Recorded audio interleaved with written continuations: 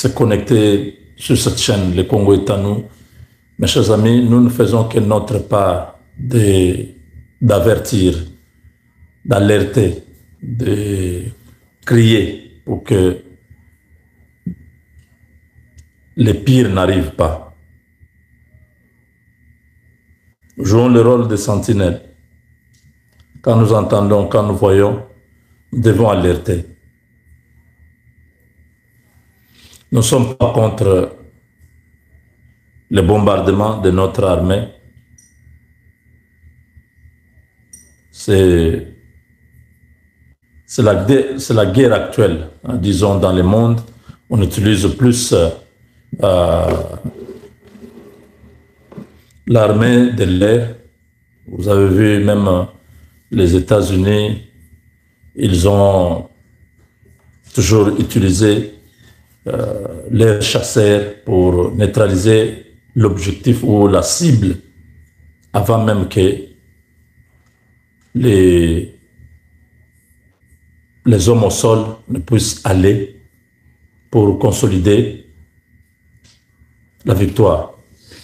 Donc l'armée, la force aérienne de la RDC a pratiquement pendant 2 semaines fait un grand travail du côté de Nzibira, tout ça pour empêcher l'ennemi d'avancer. Ils ont bombardé du côté de Walikale pour empêcher que ce dernier, que les M23 puissent accéder à Petit pour aller vers Kisangani. Ils ont bombardé dans les Rutshuru. Même du côté de Walungu aussi. Ils ont bombardé vraiment à plusieurs coins. Mais au fait, nous n'avons pas eu un crédit, donc nous n'avons pas gagné des localités après ce bombardement. Je ne sais pas. Peut-être c'est un bombardement ciblé avec objectif de pouvoir détruire certains sites stratégiques, de base logistique. Les ponts du côté de Walikale et tout ça, c'était des frappes stratégiques. Mais au sol, l'ennemi a continué à avancer. La question que je pose jusqu'aujourd'hui, je n'ai pas une réponse. Pourquoi la RDC, avec son armée, ont choisi la politique de la défensive? Je vous ai dit, Donald Trump prend le pouvoir. 8 mois plus tard, il change la doctrine militaire américaine. Il dit non. Cette décision a été prise après la Deuxième Guerre mondiale, des choses. Il a expliqué beaucoup de choses. Nous sommes dans un contexte géopolitique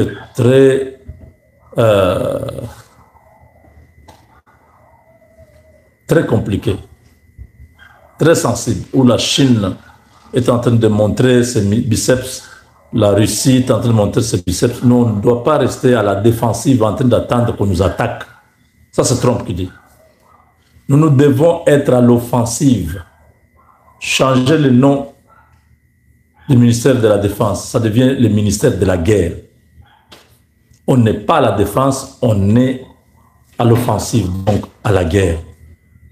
Avant que l'ennemi pense nous détruire, nous devons déjà détruire l'ennemi. Avant que la Chine ne pense même que non, il y a 50 États, et il y a autant de bunkers aux États-Unis, ils calculent, regardent comment nous pouvons atteindre telle ville. Avant qu'ils pensent à ça, Trump dit nous devons être proactifs, nous devons être une armée de la guerre. Parce que nous sommes déjà en guerre. Nos ennemis cherchent à nous anéantir. On ne doit pas continuer à attendre qu'ils nous anéantissent. On doit les anéantir. Ça, c'est le président américain qui réfléchit comme ça. Alors, ma question, comment le gouvernement congolais pense jusqu'aujourd'hui, 3 ans après, nous avons perdu presque 5% ou c'est pas 7% de notre territoire national, qui est entre les mains d'une autre armée de notre pays. Comment nous n'arrivons pas à faire la guerre au Rwanda. On dit, voilà, on ne peut pas aller, on sera humilié parce que l'armée est remplie de traîtres, ils vont trahir.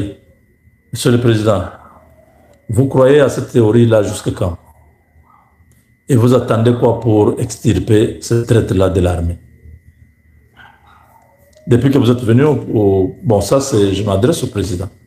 Depuis 2019, vous avez formé déjà beaucoup de militaires. En tout cas, si, avec ce que j'ai vu dernièrement dans les centres de formation, il y a déjà plus que ce qu'on avait à l'époque. On peut avoir déjà avoisiné les 100 000 militaires.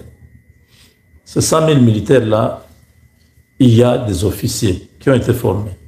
Comment vous ne pouvez pas prendre parmi ceux qui sont, parce que si nous disons infiltrés, c'est-à-dire les gens qui sont venus, que vous avez trouvés, qui étaient là déjà avec l'ancien régime. Maintenant, les vôtres que vous avez formés, je ne pense pas qu'ils soient infiltrés.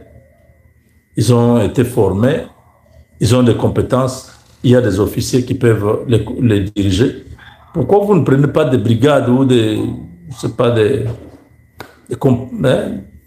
unités spéciales qui ont été formées sous votre régime, qui sont là? Vous enlevez tout le monde que vous pensez qu'ils sont corrompus là. Vous mettez vos hommes, vous leur donnez les moyens.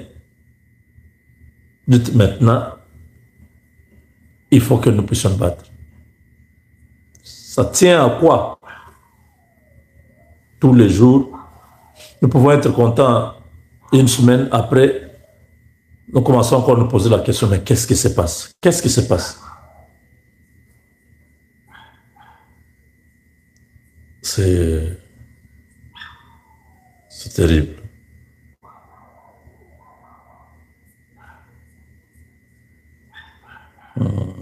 Attendez.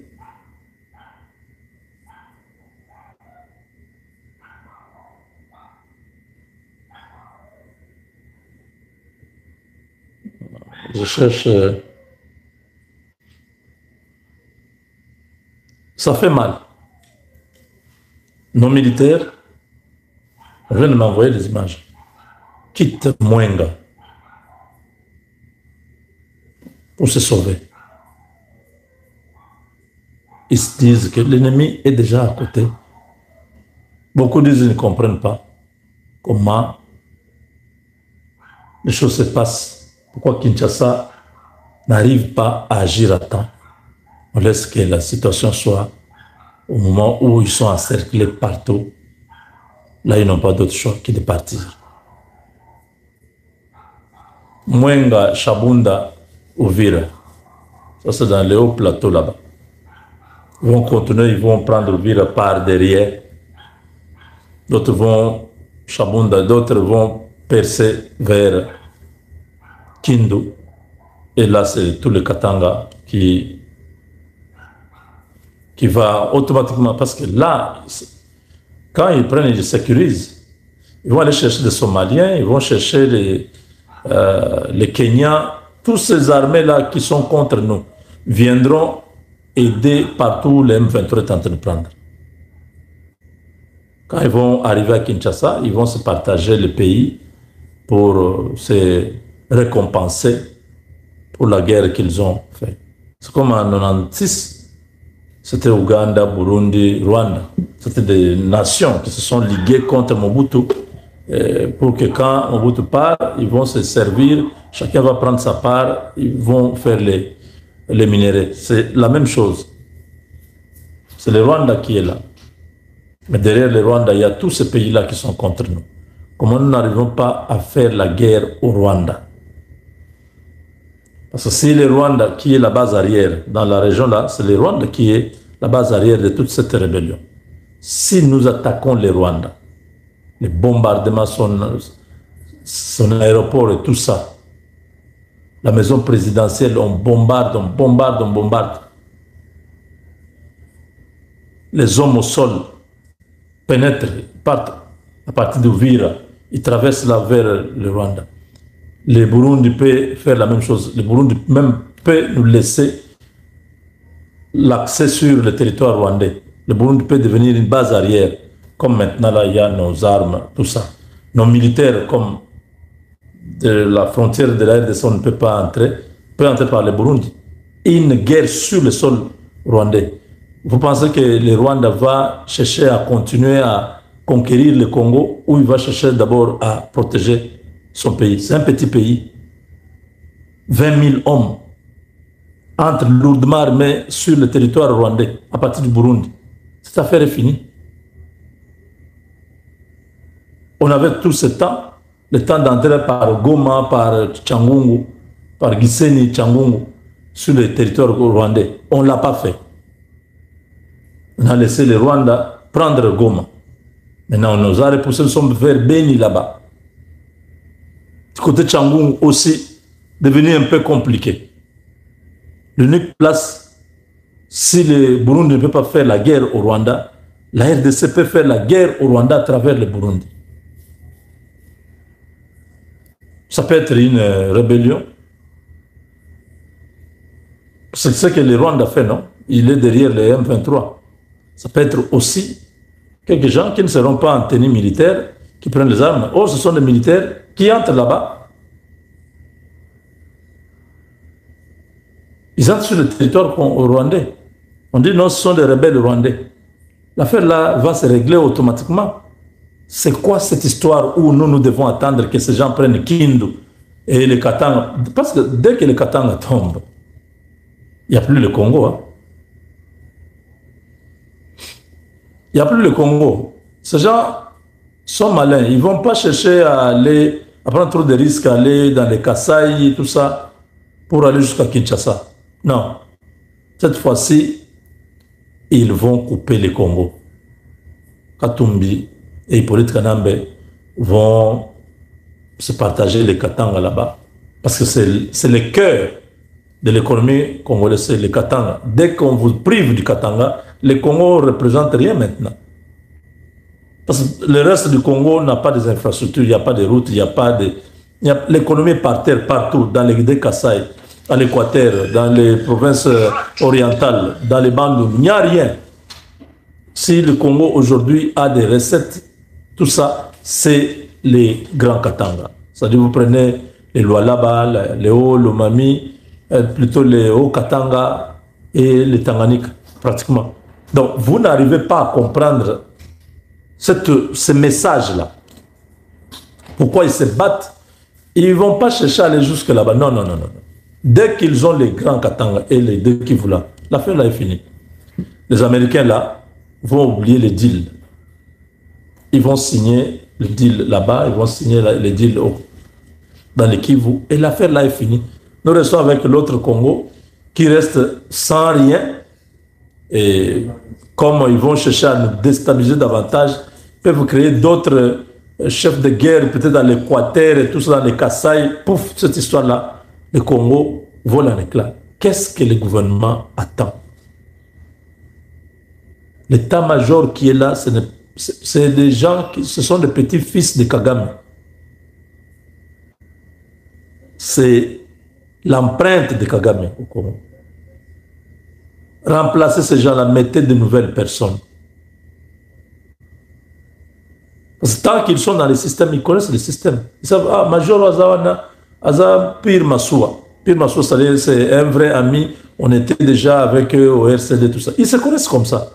Si on peut enlever tous ces gens-là, tous ces responsables des unités, des régiments, tout ça, enlever ces gens-là, mettre de nouvelles personnes, surtout à l'Est là. Tant qu'on n'a pas changé ces gens-là, il n'y aura rien. Et tant qu'on n'aura pas fait la guerre au Rwanda, il n'y aura rien.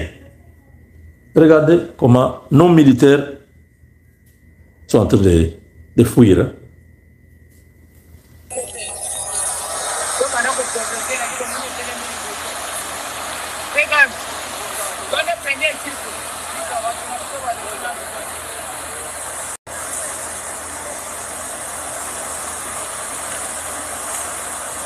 Kota.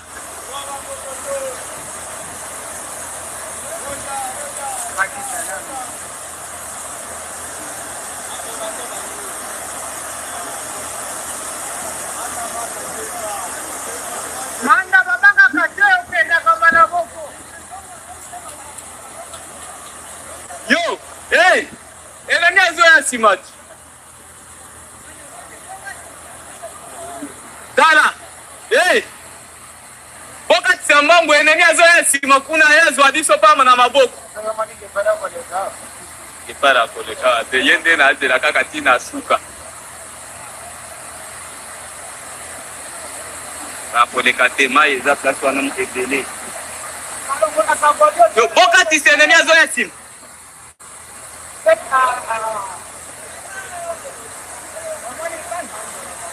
Enemi azoya sima.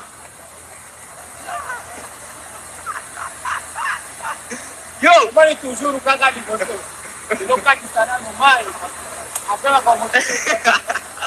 Yo, enemi azoya sima. Très bien, Landa.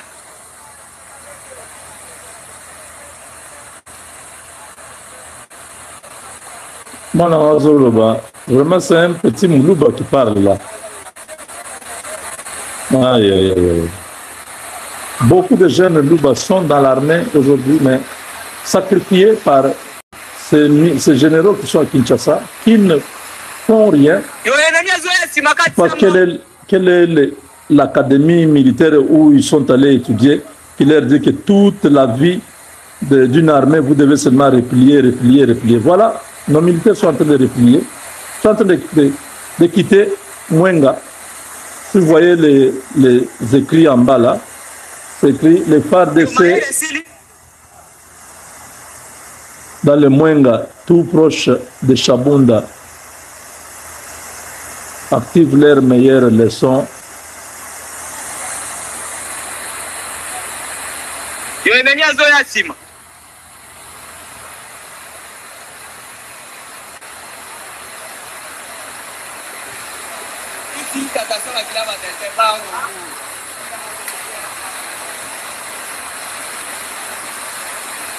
Eh, karoti a mona famille. Akati si ya kotelema ko. Eh, karoti a mona famille akati si ya kotelema.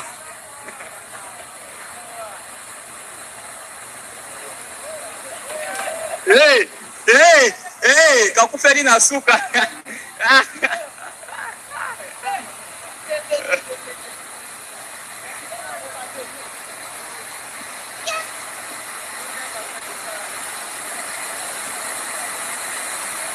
Zela mususu ama tate zela kati senano.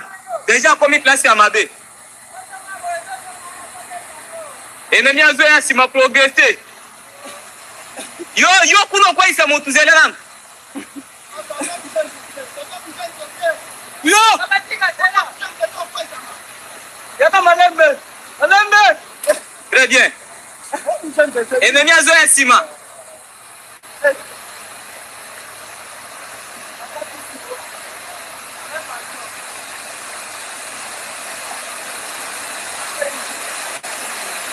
Landa, ennemi azoya sima.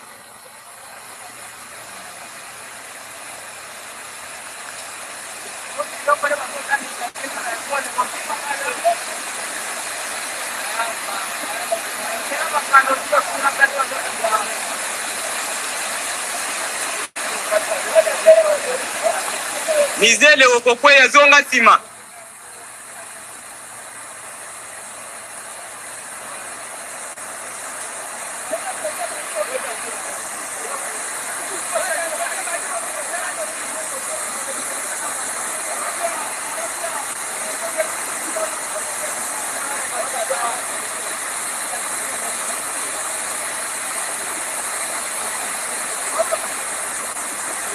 Ennemi azoya sima.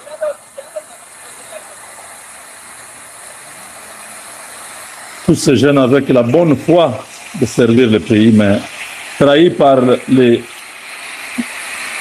leurs supérieurs, voilà. Dans la paix, ennemi azoya sima.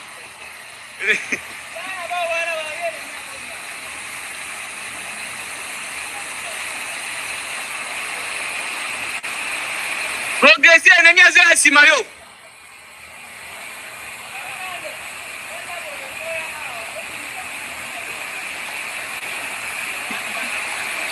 Progresser.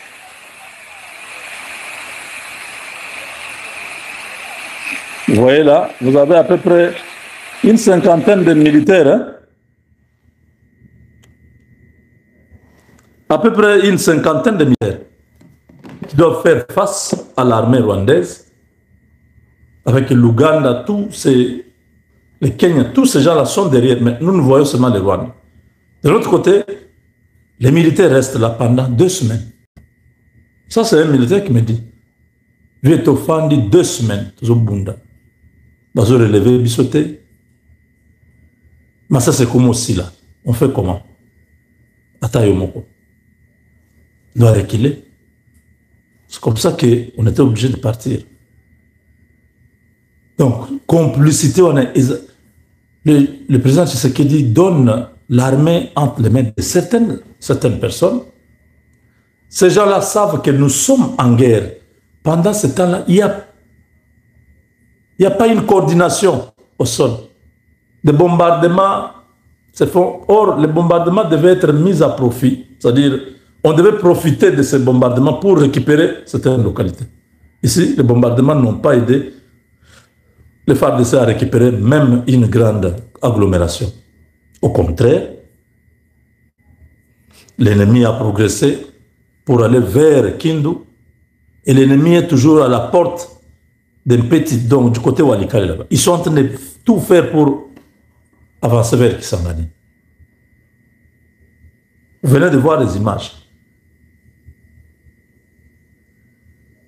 Les militaires sont conscients. L'ennemi est en train d'avancer. On ne peut pas rester là. Vous avez vu l'autre est même tombé un peu, mais il a sa caisse là de ses munitions. Ils se disent non, il ne faut pas tout terminer les munitions. Si on est militaire, tant qu'on a encore quelques munitions, on peut se défendre. Tous les militaires qu'on nous montre dans les centres d'entraînement, de formation qui ont terminé là, centres d'instruction, tous ces militaires sont où? Pendant que ces jeunes gens ont contenu l'ennemi, ils ont fait ce qu'il fallait. Mais après, ils ne sont pas pris en charge correctement. C'est-à-dire, ils ne sont pas relevés pour qu'ils se reposent un peu. Parce qu'on ne peut pas être au front avec l'intempérie, la pluie, la chaleur et tout ça. Vous avez besoin de vous reposer un peu, quand vous allez rentrer au front, vous rentrez fraîche. On épuise les hommes de troupes, ceux qui sont au-dessus là. Ils mangent bien, les généraux, les colonels, tous ces, avec des grades. C'est parce que je n'ai pas retrouvé l'image là. Il y a un gars, un jeune, qui a parlé, qui a dit, si vous avez besoin de grades, il faut venir au front. Il faut venir ici, voir comment on gagne les grades ou les fonctions. Vous êtes à Kinshasa en train de vous distribuer des fonctions et sur le terrain, nous on est en train de souffrir, vous ne faites rien. Donc je demande vraiment avec insistance que le président Tshisekedi prenne cette avancée de l'ennemi très au sérieux. C'était les 2 villes, non? Si Ituri tombe, et plutôt Kindu, le Maniema, si le Maniema tombe, on sera dans une autre histoire. Et même les négociations et tout ça, ça ne tiendra plus. Même les dialogues et tout ça, ces gens-là vont s'entêter, ils vont prendre les grands katans, ils vont faire beaucoup d'argent. Vous imaginez toutes ces entreprises qui font des millions, l'argent que vous mettez à la disposition de l'armée là, les 1 milliard que vous donnez à l'armée chaque année ou 2 milliards, c'est eux qui vont prendre ça au Katanga. Le Congo central, il n'y aura rien. Le port là, il n'y a rien. Donc, la capitale sera dans une crise, il n'y aura pas l'argent. La population, ça, je m'imagine, c'est presque 22 millions de personnes à Kinshasa. Batobaro Bomana, les Katanga tombent, il n'y a plus d'argent qui vient. Dans les caisses de l'État, c'est vide. Mais ça va être un chaos. Est-ce que les ministres, le gouvernement, est-ce que vous Vous voyez ça, ou vous continuez à être dans votre suffisance, en train de rouler avec des militaires et tout ça, les honneurs qu'on vous donne partout. Vous comprenez ça? Prenez au sérieux cette histoire. L'ennemi connaît la valeur du Congo. Nous semblons être inconscients de la valeur du Congo. Nous prenons les choses à la légère. Nous prenons les choses de manière... Hein, je ne sais pas comment vous dire. Si on était déterminé, on ne serait pas là. On prendrait des décisions sans tenir compte de la communauté internationale, de tout ça. Kagame s'en fout de la communauté internationale. Pourquoi nous, on doit respecter la communauté internationale? Pourquoi on ne doit pas attaquer le Rwanda? Pourquoi les gens qui sont traîtres, pourquoi on ne les élimine pas? Vous gardez les gens en prison, les autres qui sont au front, ils se disent, bon, je peux aussi faire. Si on m'arrête, je vais en prison. Si on ne m'arrête pas, je m'enrichis. Vous voyez comment nous donnons des mauvaises... on lançons un mauvais message. S'il y a déjà, on a pendu des gens qui ont trahi, qui ont lâché Goma et Bukavu et tout ça, on les a exécutés. Personne ne pourra faire la même chose au front. Un militaire qui fuit, on l'attrape, on l'exécute. Mais on donne à l'armée tous les moyens pour se défendre. Non. Les choses sont toujours comme ça. On voit vraiment que les gens sont vraiment dans autre chose. Prenez conscience.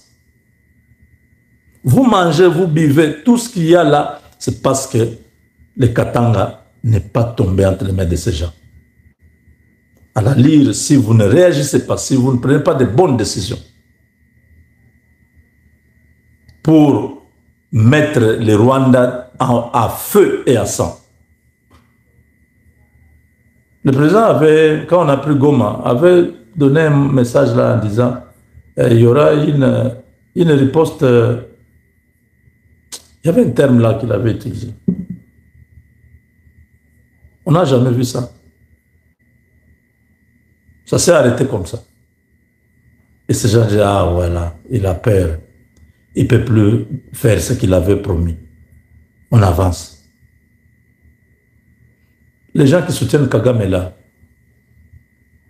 nous, on ne peut pas les chercher. On ne peut pas les avoir. On ne peut pas leur donner ce que Kagame les promet. Nous sommes comment?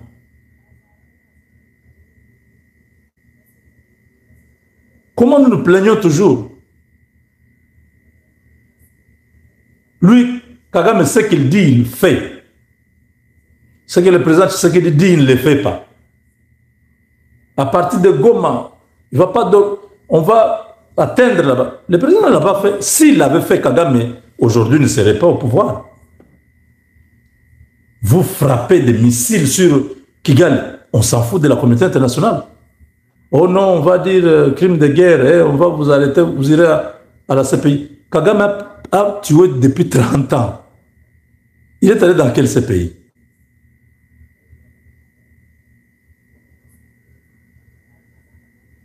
Les mêmes qui protègent Kagame, vous pouvez aussi les acheter. C'est un monde d'intérêt. C'est un monde d'intérêt. Vous montrez faible, on marche sur vous. Même l'Iran qui sait que les États-Unis est dangereux, l'Iran n'a pas eu peur. L'Iran a attaqué Israël comme pas possible. Des missiles traversaient 3 pays. Ça traversait l'Irak et la Jordanie pour arriver en Israël. Vous regardez comme ça une pluie de missiles. Des missiles balistiques qui traversent, qui font des milliers de kilomètres. Ils n'ont pas eu peur que non, parce que l'Amérique va nous écraser. Non. On se défend. Quand les gens disent hey, vous avez fait ceci, on dit ok, voilà, c'est parce que nous vous avons pris à témoin. Ces gens ont envahi notre pays, dites-leur de quitter. Vous n'avez pas fait votre part. Nous devons nous défendre. Mais je ne sais pas, le président Tshisekedi, à quel conseiller, qu'est-ce qu'on lui dit réellement? Peut-être qu'il a quelque chose que nous, on ne connaît pas. On attend peut-être jusqu'à ce que l'ennemi arrive à la porte de Kinshasa. Peut-être en ce moment-là, il va nous dire pourquoi il agissait comme ça. Nous, on ne sait pas. Parce que ce n'est pas qu'on ne parle pas, non, nous parlons. Quand ça va, je suis le premier à vous dire non, ça marche, je suis content, je dis Tchimbouboui. Quand ça ne marche pas, vous voyez comment je suis. Je suis affecté parce que je ne peux pas accepter que la souffrance des autres Congolais s'ajoute. Ce qui était à Chabunda, maintenant là, ils sont dans la panique. Beaucoup quittent Chabunda vers Kindu. En attendant, peut-être que ça va s'arrêter là. Mais s'ils arrivent à Kindu, tous les gens de Kindu vont se diriger vers le Kasaï. Vous ne comprenez pas? Kassongo, oui, Kassongo. Vous êtes à Lubao, Kabinda, Mbujimai. C'est ça. Est-ce que vous comprenez?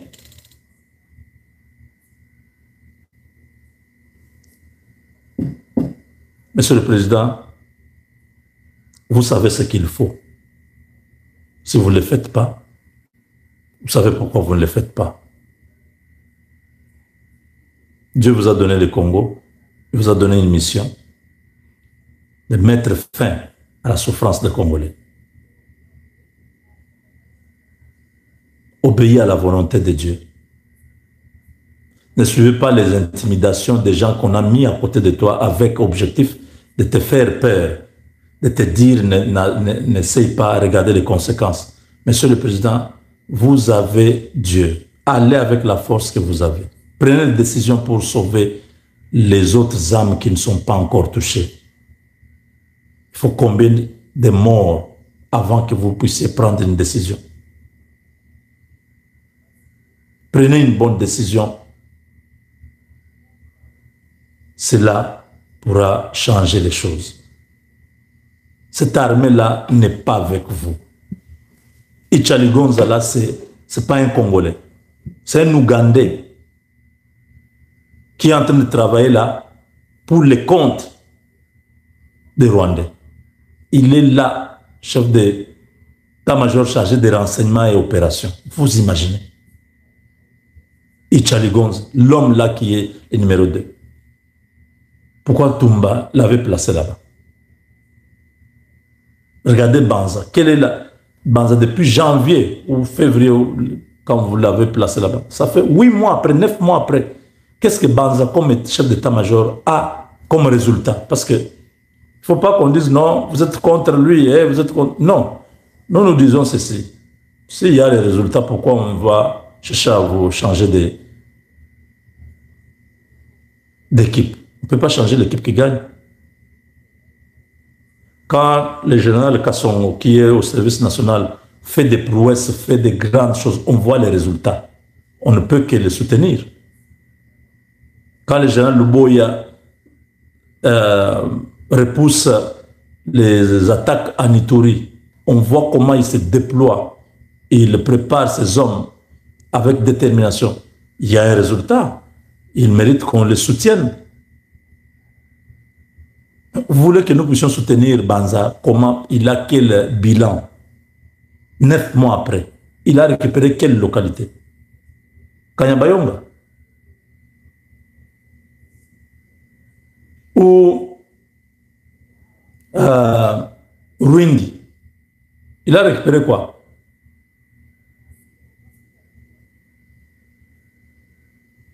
Mouchaki? Ou Sake? Il a pris quoi?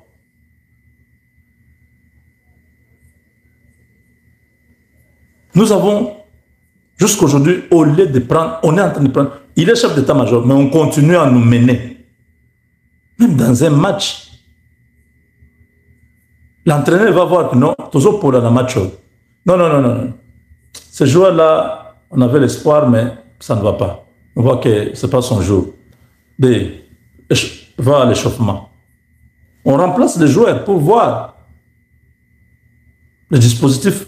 Non, ce qu'on a mis 9 mois après, ça ne fonctionne pas. Vous continuez à attendre que ce soit comment? C'est un général qui devait être déjà mis de côté. Et, Monsieur le Président, une autre chose, à l'Est là-bas, les commandements, donnez ça aux majors et aux colonels. des gens qui ont besoin de monter en grade, qu'ils prouvent qu'ils peuvent mériter la promotion. Mettez-les là-bas avec objectif de pouvoir récupérer des localités. Vous verrez comment ils vont se battre. Les généraux là sont déjà au plafond. Ils ont beaucoup d'avantages, ils ont peur de leur vie, ils ne veulent pas mourir. Ils ont déjà beaucoup gagné, ils ont des maisons, ils ont beaucoup de biens. Mettez les gens qui ont encore soif de prouver. Un capitaine là, vous lui donnez un axe. Un major, vous lui donnez, je ne sais pas, un secteur. Ils vont se battre. Les résultats égalent aussi promotion dans l'armée. C'est très important. On se limite à parler. La décision et l'action, c'est vous. Avec Dieu, nous vaincrons.